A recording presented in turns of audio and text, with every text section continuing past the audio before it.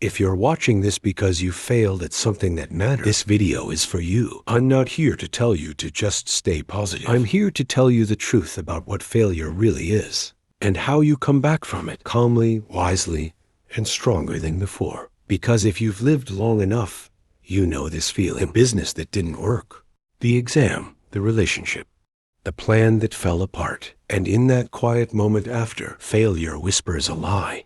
It doesn't say you failed. It says you are a failure. That lie, not the fall itself, is what keeps us down. First truth.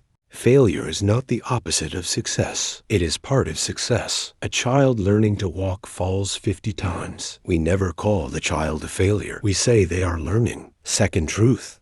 You don't bounce back to who you were.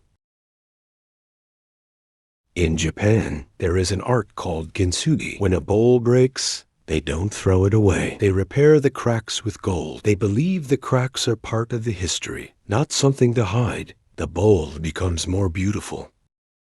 Because it broke, you are that bowl.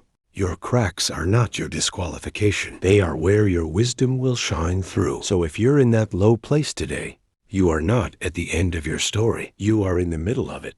Breathe, learn, take one small step, and return slowly, calmly, wisely. But return means bouncing back.